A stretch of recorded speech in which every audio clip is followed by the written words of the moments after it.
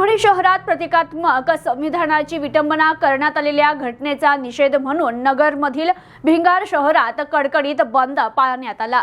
परभणी शहरात डॉक्टर बाबासाहेब आंबेडकर यांच्या पुतळ्यासमोर ठेवण्यात आलेल्या संविधानाच्या प्रतिकृतीची विटंबना केल्याच्या निषेधार्थ भिंगार शहरात कडकडीत बंद पाळण्यात आलाय। व्यापाऱ्यांनी देखील या बंदला उत्स्फूर्त प्रतिसाद दिला, तर या घटनेतील दोषींवर कठोर कारवाई करावी अशी मागणी समस्त आंबेडकरी समाजाने केली आहे।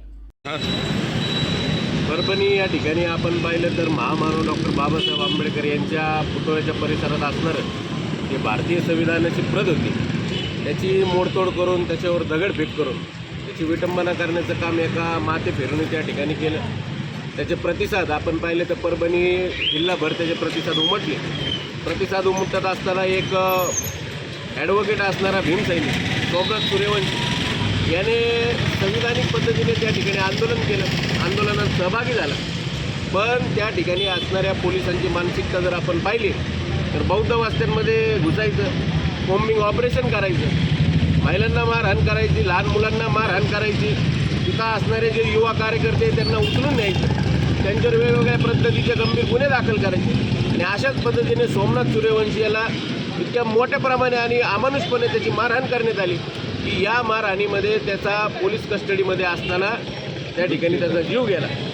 आणि जीव गेल्यानंतर सुद्धा त्यांनी त्याचा जो पार्थिव आहे ते पार्थिव त्याच्या गावापर्यंत न जाऊ देण्याचं पाप देखील त्या ठिकाणी पोलीस प्रशासन करत होतं। पण आदरणीय बाळासाहेब आंबेडकर हे परभणीत त्या ठिकाणी दाखल झाले आणि त्यांनी सांगितलं की बाबा त्याचा जर पार्थिव या त्याच्या असणाऱ्या घरापर्यंत जर पोहोचला नाही तर संपूर्ण महाराष्ट्र हा बंद झाल्याशिवाय राहणार नाही आणि याचे परिणाम या शासनाला भोगावे लागतील। त्यानंतर तेथील असणाऱ्या पोलीस प्रशासनाने त्याचं असणारं जे पार्थिव आहे ते त्याच्या घरापर्यंत पोहोचू दिलं आणि त्याच्या गावात त्याचा अंत्यविधी करू दिला।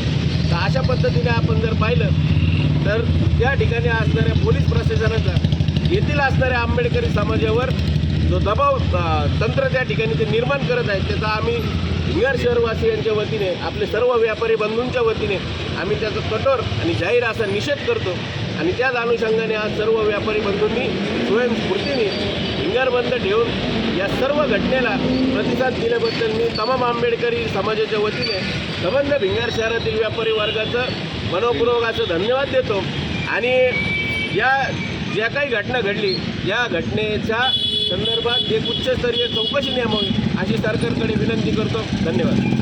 4 दिवसापूर्वी परभणी येथे जी घटना घडली ती घटना समाजाला कलंकित करण्याची घटना घडलेली आहे। ज्या अमानुषपणे ज्या वकिलाला मारण्यात आलं तो वकील काही टपोरी कार्यकर्ता नव्हता, तो एक वकील होता आणि अशा माणसाला अमानुषपणे कस्टडीत घेऊन त्याला मारहाण केली। त्याच्याबद्दल आम्ही भिंगारवाशाच्या वतीने सर्व या ठिकाणी निषेध करतो। आणि जी घटना बाबासाहेबांची घटना ज्यांनी पायदळी तुडवली त्या माणसाला कठोर शासन झालं पाहिजे आणि सरकारने याचा निपक्षपणे तपास करून त्यांना सजा दिली पाहिजे। परभणीमध्ये सदर व्यापारी संघटनेच्या वतीने त्या घटनेचा आम्ही भिंगारच्या सर्व व्यापारी संघटनेच्या वतीने जाहीर निषेध करतो।